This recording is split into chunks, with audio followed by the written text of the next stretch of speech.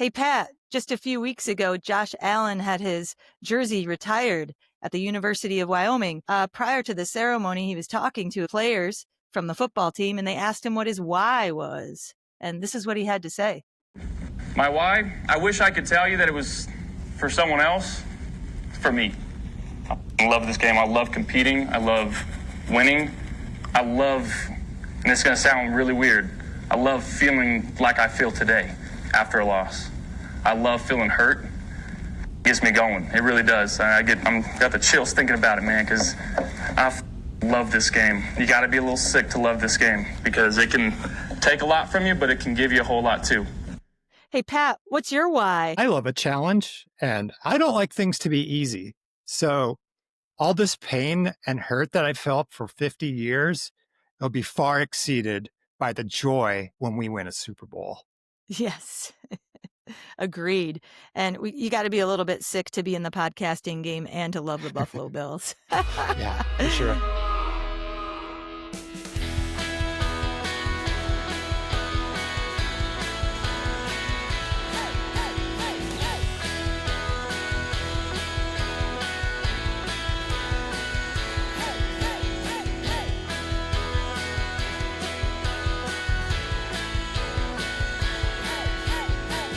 Coming to you from the great Southwest and Central New York, a brother and sister from the same mother and mister, Patrick Newell and Peg Newell, your hosts of Bills Bloodline. Welcome to Bill's Bloodline. That's Peg over there. I am Pat Newell. We're on Spotify. We're on Apple Podcasts. We're on Instagram. We're on YouTube. And you can follow us also on Twitter. All that will be in the show notes today. Peg, anything else you want to pitch before we get into it? This episode is brought to you by Mike Ginto Photography, MikeGinto.com, MikeGuinto.com. Story-focused photography with technical precision and a sharp focus on genuine human emotion. Mike's photographs are consistently clean, thoughtful, composed, and deeply compelling. Mike just shot my family last Wednesday, and he did a phenomenal job. He's incredibly creative. He comes up with original ideas. He doesn't use just vanilla family portraits. He really is truly an artist. Check him out and book a session.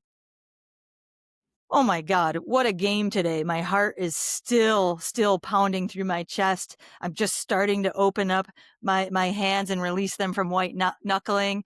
An amazing win today for the Bills and come back against the Bengals. But, I'm getting a little ahead of ourselves. We'll get to that in just a few minutes. Pat, what's the news of the week?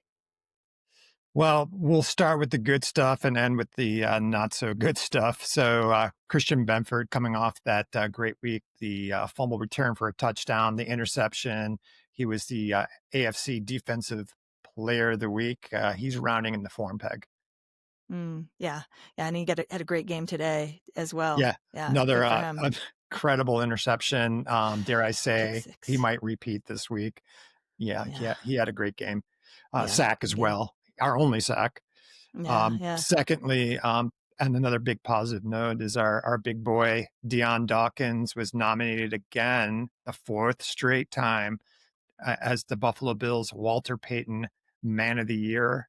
It seems like he's doing some of the rounds this year, and the NFL is putting him in some advertising spots. This could be a push for Deion Dawkins to finally win that award after 4 nominations. Phenomenal. Drifted into our hearts and slays on the blind side. Speaking of, in other news. Yeah. We're going to talk about this shortly in more detail. We no longer have Jamarcus Ingram, and we also do not have Darius Slay. Earlier this week, we made a claim on Darius Slay. He was on the Pittsburgh Steelers last week.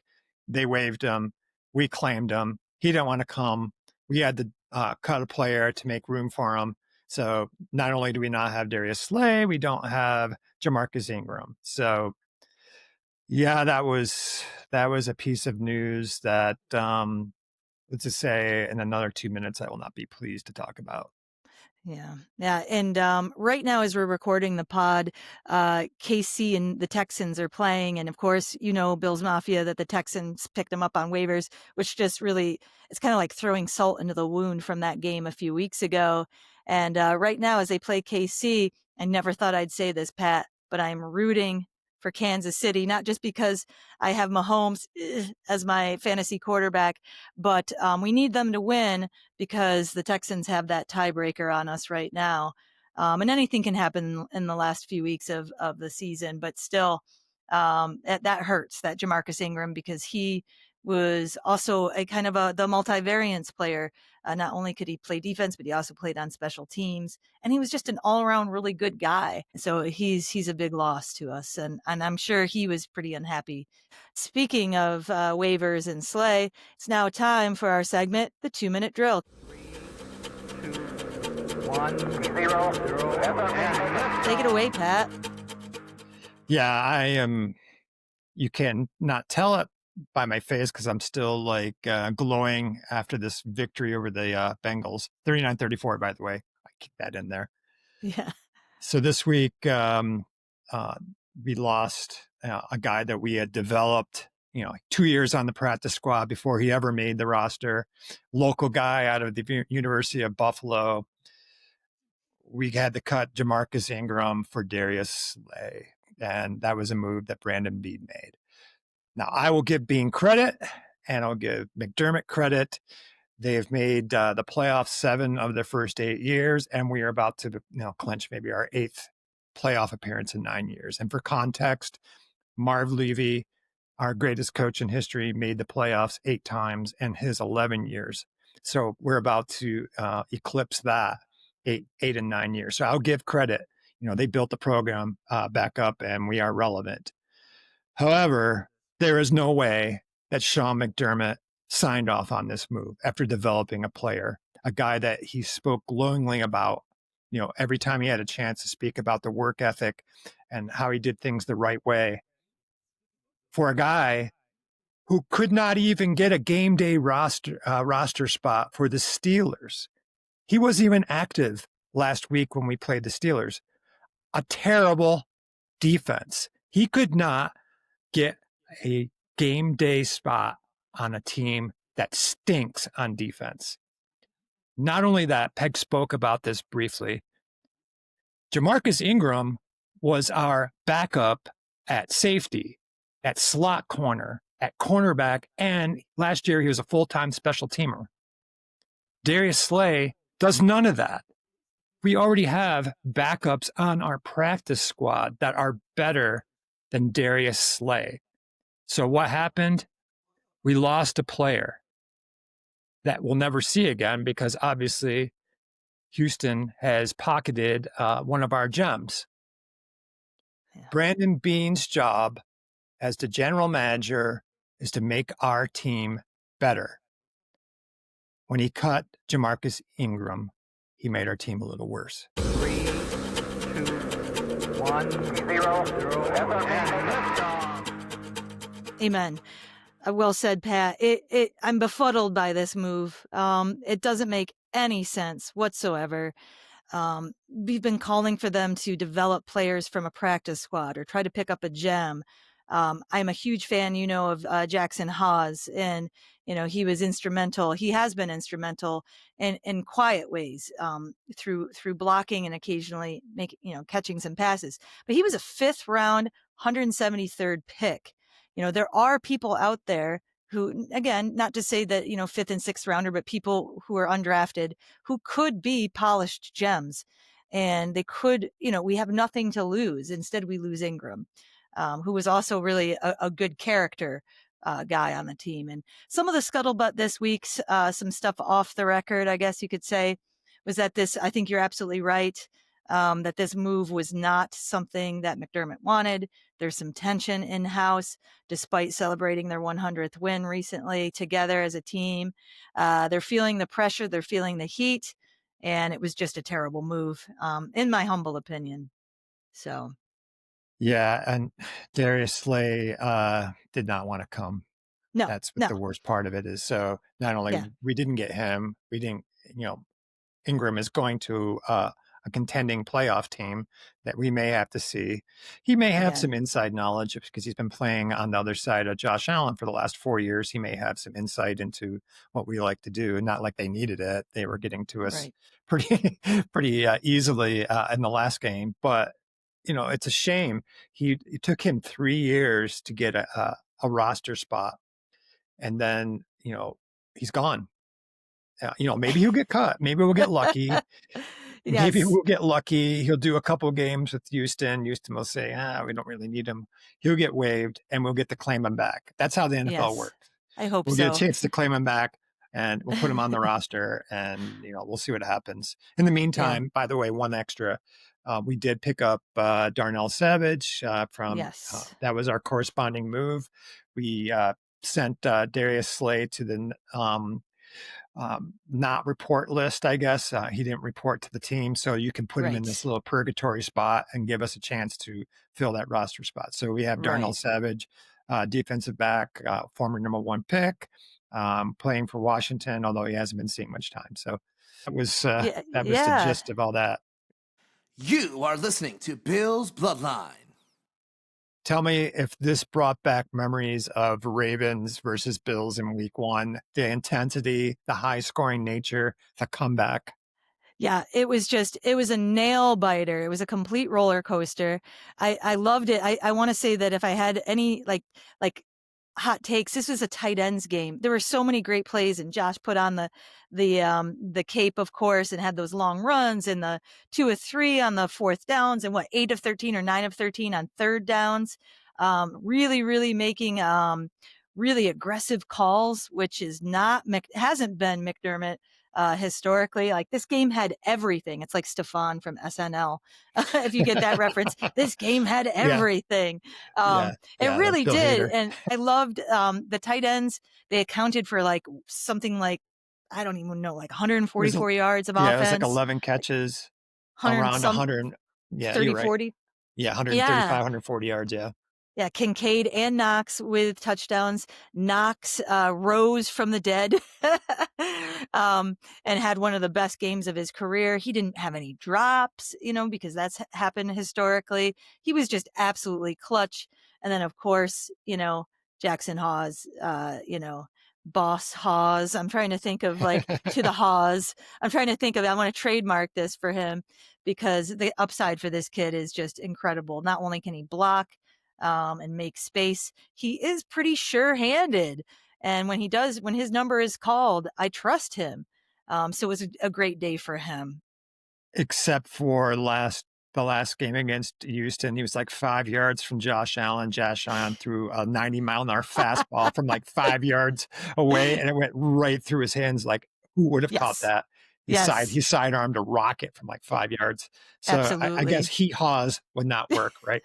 No, Hawes isn't good. We'll have to we can see if we can get on social media and contact him and see which one he likes. We'll send him a list. And then Allen threw another dart, like a fastball.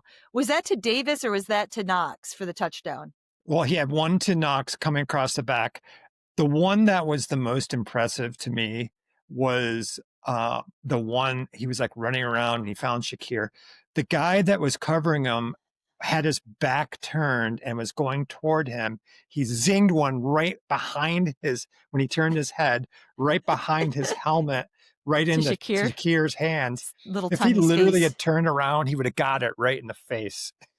Because it was one of those things, you don't know where it's going, you're lost, kind of, and then you turned around and the ball comes zinging right by you. Yeah. That was a 4th down.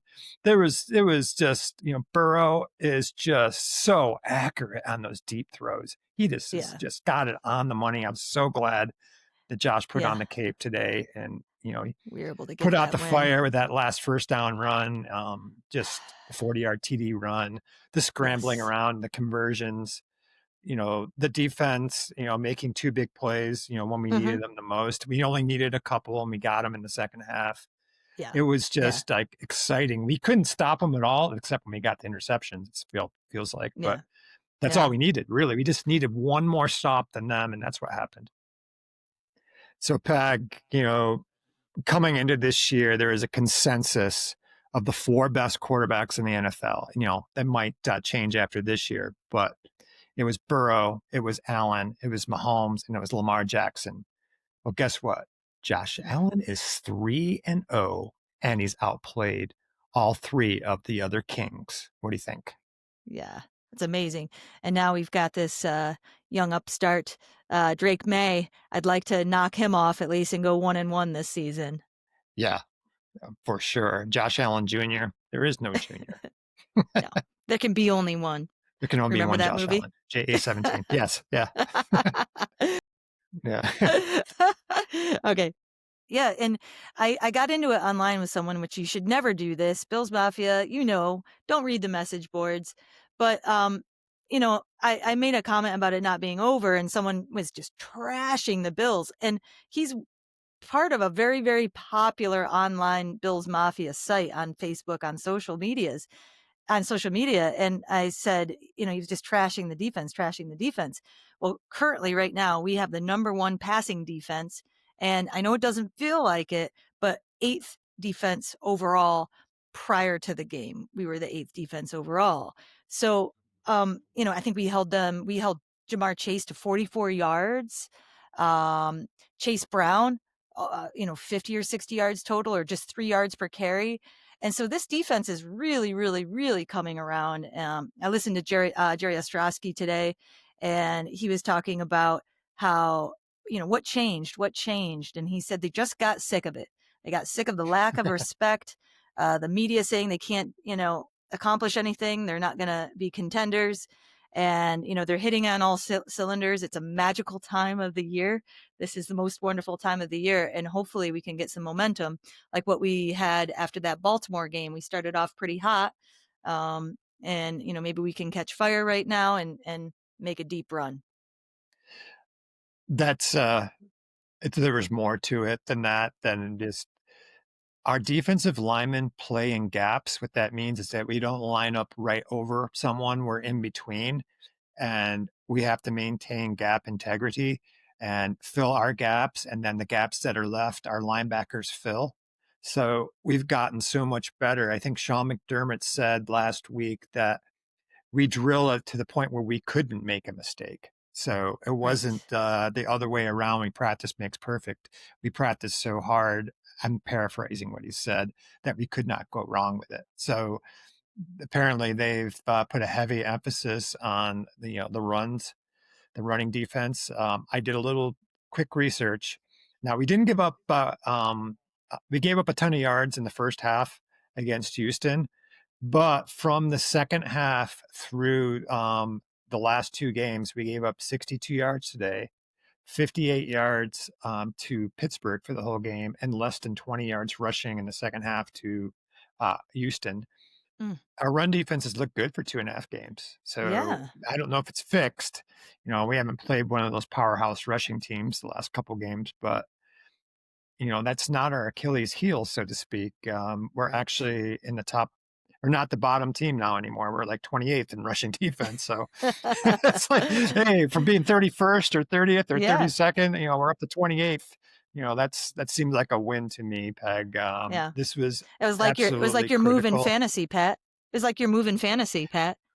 I have made some moves this year in fantasy, and they've paid off. At the beginning of the year, we're getting off track a little bit, but okay. the AI did not like my roster and gave me like a 34% chance of making the playoffs. Well, yeah, I think I'm going to win this week. I'm going to make the playoffs. So screw you, AI. That's right. Here.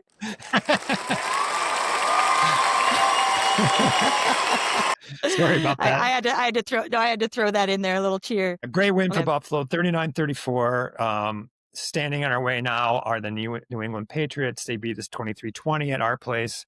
The only time we've lost at home the last 2 years, Peg, which is a sore spot for both of us. Drake May is having a marvelous year. Stephon Diggs is looking like Diggs for the first 3 years with us. Travion Henderson, the receivers and other receivers, Keyshawn Boutte, Kyle Williams, their tight end, Hunter Henry. All those guys are coming together. Their defense is excellent too. It's not going to be easy, Peg. Yeah, Vrabel has, especially last year, they only won 4 games, right? Now they've got a MVP race quarterback. You've got and on defense you've got Gonzalez, Marcus Jones as a cornerback returner who's pretty phenomenal, and Robert Spillane, a linebacker to look out for next week. And so they're dangerous and they're hot right now, and it just burns me. Listeners and mafia folks out there. I can't stand that the 2 times we've played against Stephon Diggs, even though he and Josh are saying all the right things now and they have respect for one another, just burns me that we've lost 2 times to, when Diggs was on the Texans and then on the Patriots earlier this year. So I got my fingers crossed. Hopefully it'll be a competitive game and we'll come out on the winning side. Yeah, I think number one, we lost 23-20, turning it over 3 times, -3, and we still are in position in that game. If we don't turn it over next week, I give us a good chance to win. That's been our bugaboos, is turnovers. They almost killed us in this game. James Cook, going into the end zone, fumbling it.